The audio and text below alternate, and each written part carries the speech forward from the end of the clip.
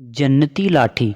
یہ اس لاٹھی کا ذکر ہے جو حضرت موسیٰ علیہ السلام کی مقدس لاٹھی ہے، جس کو عصائے موسیٰ کہتے ہیں۔ اس کے ذریعے آپ کے بہت سے ان معجزات کا ظہور ہوا جن کو قرآن مجید نے مختلف عنوانوں کے ساتھ بار بار بیان فرمایا ہے۔ اس مقدس لاٹھی کی تاریخ بہت قدیم ہے، جو اپنے دامن میں سینکڑوں ان تاریخی واقعات کو سمیٹے ہوئے ہے جن میں عبرتوں اور نصیحتوں کے ہزاروں نشانات ستاروں کی طرح جگمگا رہے ہیں، جن سے اہل نظر کو بصیرت کی روشنی اور ہدایت کا نور ملتا ہے۔ یہ لاٹھی حضرت موسیٰ علیہ السلام کے قد برابر 10 ہاتھ لمبی تھی اور اس کے سر پر 2 شاخیں تھیں جو رات میں مشعل کی طرح روشن ہو جایا کرتی تھی۔ یہ جنت کے درخت پیلوں کی لکڑی سے بنائی گئی تھی اور اس کو حضرت آدم علیہ السلام بہشت سے اپنے ساتھ لائے تھے۔ چنانچہ حضرت سید علی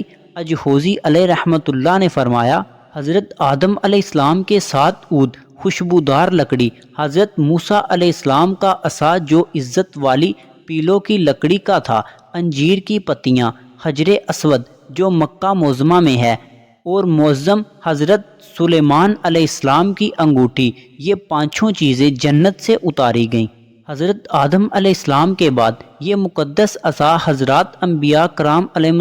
السلام کو یکے بعد دیگرے بطور میراث کے ملتا رہا، یہاں تک کہ حضرت شعیب علیہ السلام کو ملا جو قوم مدین کے نبی تھے۔ جب حضرت موسیٰ علیہ السلام مصر سے ہجرت فرما کر مدین تشریف لے گئے اور حضرت شعیب علیہ السلام نے اپنی صاحبزادی حضرت بی بی صفورہ رضی اللہ عنہما سے آپ کا نکاح فرما دیا اور آپ 10 برس تک حضرت شعیب علیہ السلام کی خدمت میں رہ کر آپ کی بکریاں چراتے رہے۔ اس وقت حضرت شعیب علیہ السلام نے حکم خداوندی عز و جل کے مطابق آپ کو یہ مقدس عصا عطا فرمایا۔ پھر جب آپ اپنی زوجہ محترمہ کو ساتھ لے کر مدین سے مصر اپنے وطن کے لیے روانہ ہوئے اور وادی مقدس مقام طویٰ میں پہنچے تو اللہ تعالیٰ نے اپنی تجلی سے آپ کو سرفراز فرما کر منصب رسالت کے شرف سے سر بلند فرمایا۔ اس وقت حضرت حق جل مجدہ نے آپ سے جس طرح کلام فرمایا، قرآن مجید نے اس کو اس طرح بیان فرمایا،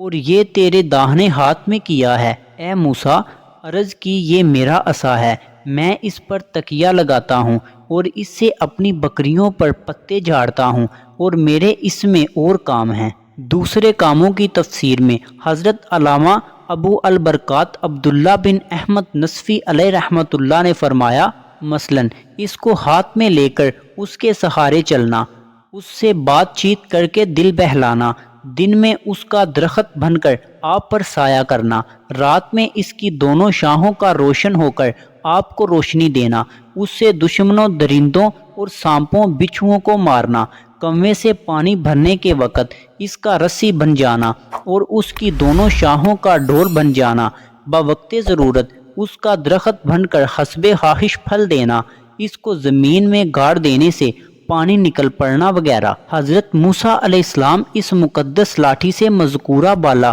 کام نکالتے رہے، مگر جب آپ فرعون کے دربار میں ہدایت فرمانے کی غرض سے تشریف لے گئے اور اس نے آپ کو جادوگر کہہ کر جھٹلایا